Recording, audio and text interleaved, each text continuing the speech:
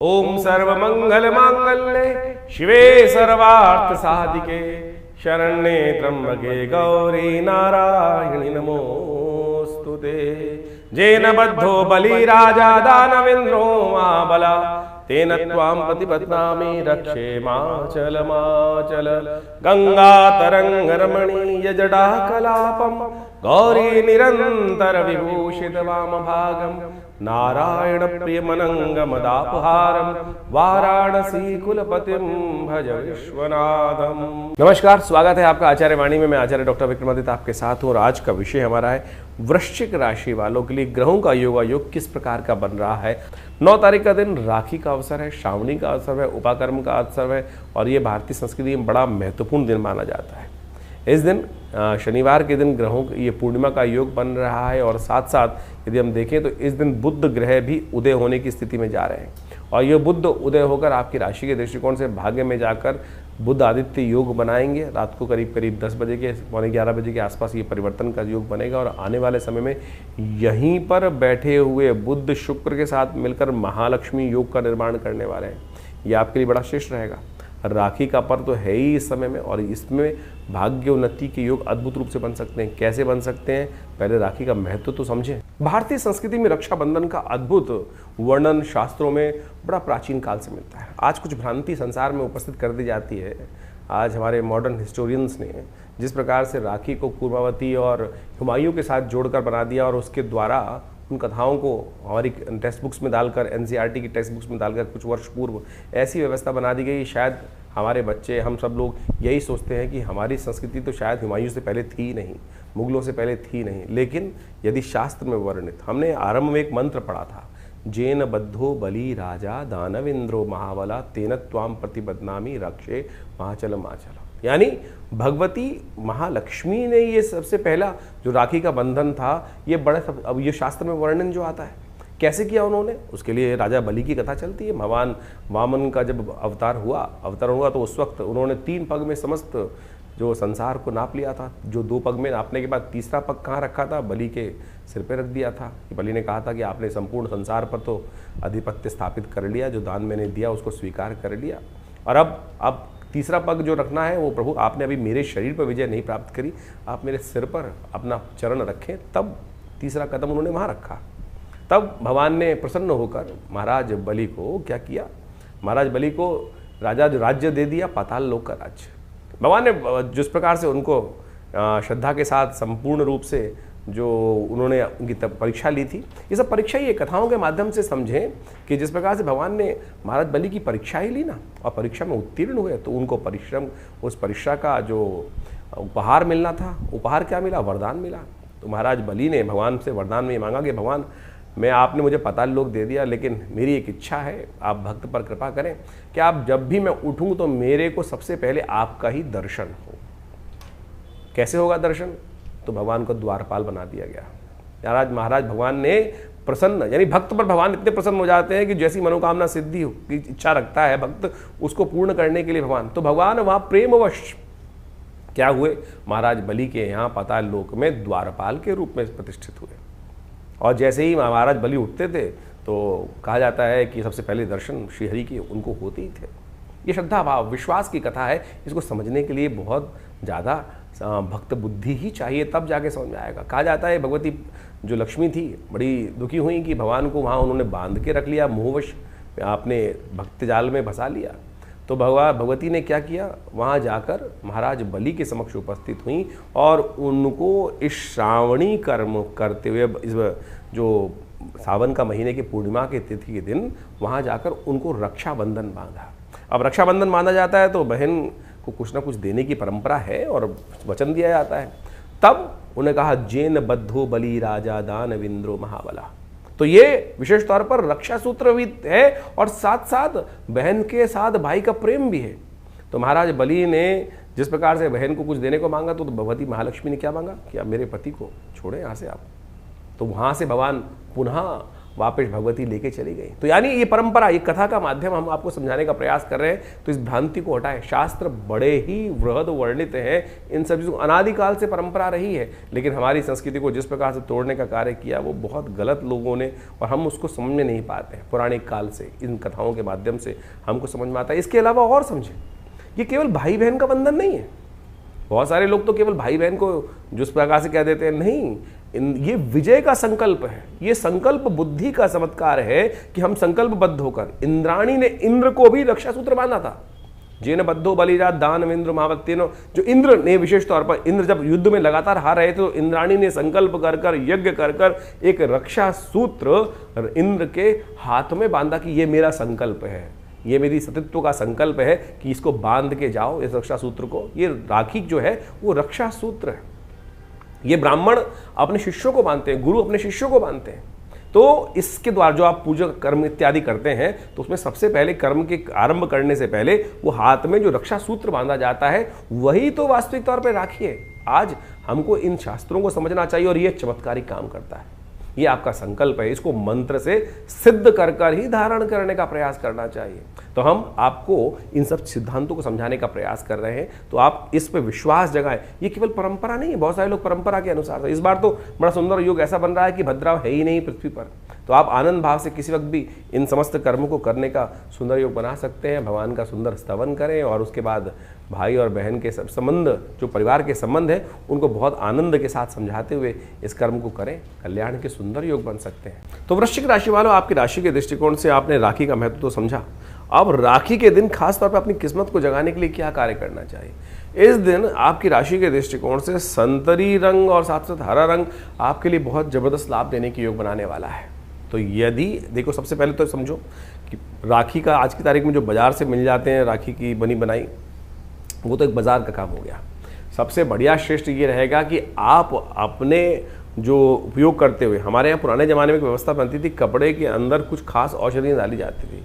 इस समय में यदि आप राखी का त्यौहार में विशेष तौर पर बिल्वपत्र के पत्ते और साथ साथ हल्दी की गांठ का उपयोग करते हुए राखी का निर्माण कर कर उसका उपयोग करते हुए यदि उससे मंत्र सिद्ध कराकर, और मंत्र आपकी राशि के दृष्टिकोण से सबसे श्रेष्ठ समय इस वक्त दिखाई देता है कि भगवान सूर्य का ओम घणी सूर्य आदित्याय नमः, इस मंत्र से सिद्ध कर कर यदि आप राखी कम से कम 11 बार मंत्र जप करके ओम घणी सूर्य आदित्याय नमः इस मंत्र का जप कर कर इस कलावे से युक्त, जिस पर हमने बताया, जिसमें बिलपत्र हो, साथ में थोड़ा सा केसर, या खास तौर पर आप हल्दी का उपयोग करते हुए राखी को का बंधन अपने जो भी लोग हैं उनके बांधेंगे, भाई को बांधेंगे, तो आपके बहुत सारे भाई के जीवन के कष्ट भी दूर होने के योग बनेंगे, और साथ साथ आपके जीवन में भी भाग्योदय होने के योग बन सकते हैं। रंगों का बहुत महत्व है।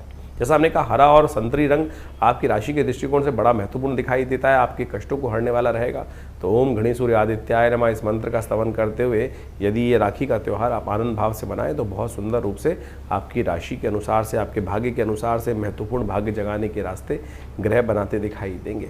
तो इस राखी का उपयोग, इस दिन बुध भी परिवर्तन की तरफ जा रहे हैं, और आपकी राशि के दृष्टिकोण से देखें तो ये बुध का जो परिवर्तन आपकी राशि में होने जा रहा है, ये भाग्य के लिए बहुत बढ़िया रहेगा।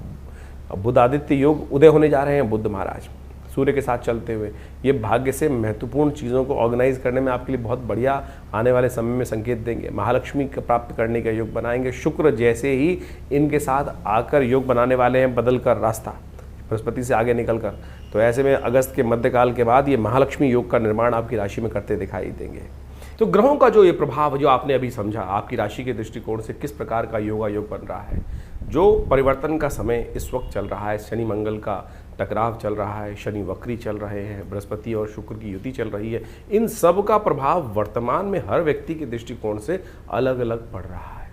मूल जन्मपत्री राशि के दृष्टिकोण से इस बात को हमें समझना चाहिए कि ऐसा नहीं है कि हर राशि वाले के लिए, जैसे जिस राशि का जो ग्रह योग बन रहा है वो हर राशि वाले के लिए उसी प्रकार का ही बनेगा, ऐसा नहीं हो सकता है। क्यों नहीं हो रहा है इस प्रकार से? बहुत सारे बात लोग व्यंग्यात्मक तौर पे करते हैं कि 12 राशि के दृष्टिकोण से ये परिवर्तन का प्रभाव तो हर व्यक्ति के साथ ऐसे ही होगा। नहीं, आपकी मूल जन्मपत्री में ग्रहों की युति किस प्रकार से है, आप ये मान के चले कि किस प्रकार का योग बन रहा है। इसको ऐसे कैटेगराइज कर लीजिए कि एक स्पेसिफिक ब्लड ग्रुप का व्यक्ति है क्या, जब कोई बीमारी आ रही है मौसम के अनुसार परिवर्तित हो रही है कि सब लोग उसी के अनुसार से बीमार हो रहे हैं क्या, ऐसा नहीं होता है। आपकी मूल जन्मपत्री, आपकी मूल जो आप प्रकृति है वो किस प्रकार की है, उसका प्रभाव किस प्रकार से है, कौन इम्यून स्ट्रांग है, कौन इम्यून वीक है, तो उसका प्रभाव उस हिसाब से होता है। तो इसी प्रकार से ज्योतिष के दृष्टिकोण से इस बात को हमें समझना चाहिए कि परिवर्तन के योग बन रहे हैं। वर्तमान में ट्रांजिट के प्लैनेट के दृष्टिकोण से हमने आपको राशि के दृष्टिकोण से वो बताया, इंडिविजुअल आपकी जन्मपत्री में क्या प्रभाव पड़ रहा है उसको अच्छे से आपको समझना चाहिए। दशाएं, अंतरदशाएं, ग्रहों का प्रभाव, कौन से ग्रह आपके जन्म में पूर्व अर्जित कर्म के अनुसार से किस प्रकार के योग आप बनाकर बैठे हुए हैं और कैसे उसमें परिवर्तन लाने के योग बन रहे हैं।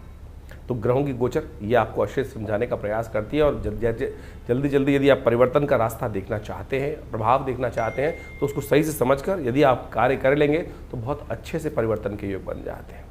तो इस समय जो ग्रहों का योग चल रहा है उसका प्रभाव भी आपने समझ लिया है। हमने आपको भी बताया था कि शनि मंगल का जब टकराव चलता है आपस में तो मन में कहीं ना कहीं द्वेष उत्पन्न होता है। इसके लिए अलग से जो वीडियो बनाया था उसको जाके समझ लीजिएगा। तो जो 3-4 महीने का योग है वो अंतर द्वंद्व से बचते हुए कार्य करने का प्रयास करना है। शनि मंगल का जब टकराव होता है तो क्या होता है, द्वंद्व उत्पन्न होता है। बृहस्पति शुक्र की युति जब चल रही होती है तो मानसिक तौर पर व्यवस्था ऐसी बनती है कि इधर जाऊं कि उधर जाऊं, द्वंद्वात्मक स्थिति मनोमस्तिष्क में विचारों की उत्पन्न होती है। एक रास्ता इधर से, एक रास्ता इधर से, उसमें कौन सा चुनना है उसके लिए हमें निष्कर्ष पे पहुंचना होता है और ज्योतिष वही निष्कर्ष बताता है।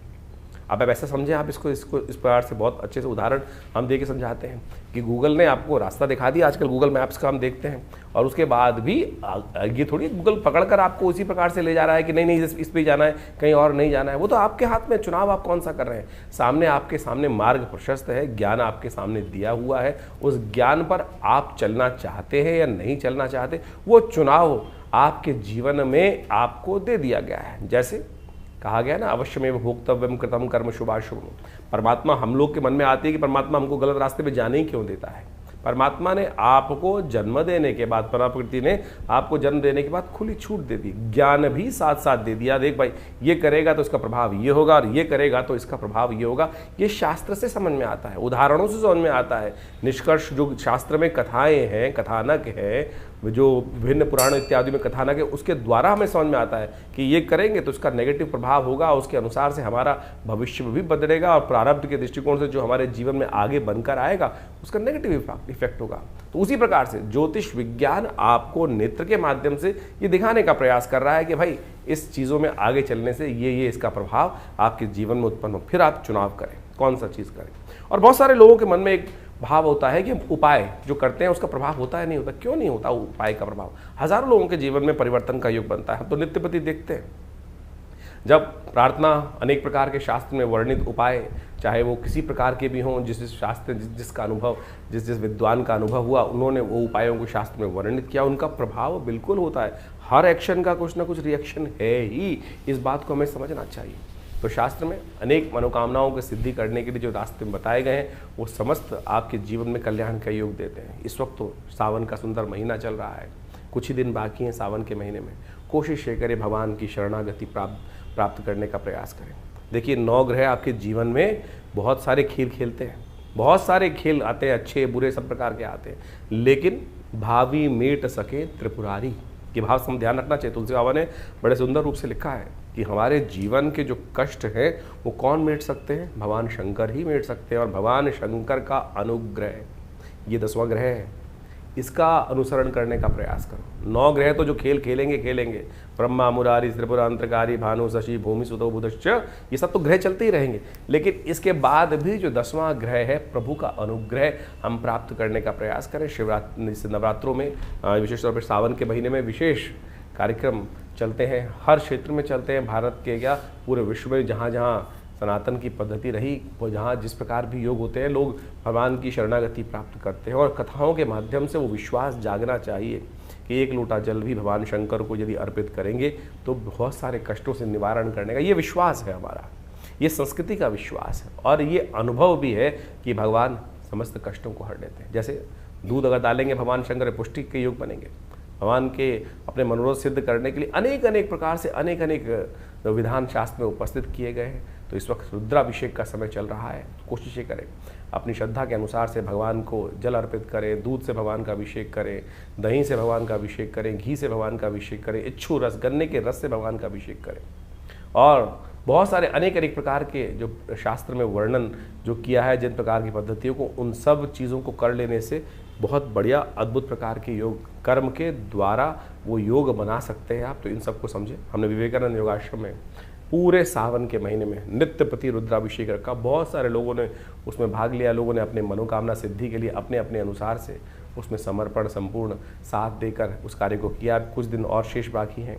शुक्ल पक्ष का अंतिम समय चल रहा है, जिसमें बड़ी श्रद्धा के साथ बड़े उत्सव। कृष्ण पक्ष से ज़्यादा शुद्ध माना जाता है शुक्ल पक्ष, क्योंकि चंद्रमा गति को प्राप्त वृद्धि की तरफ जा रहे होते हैं।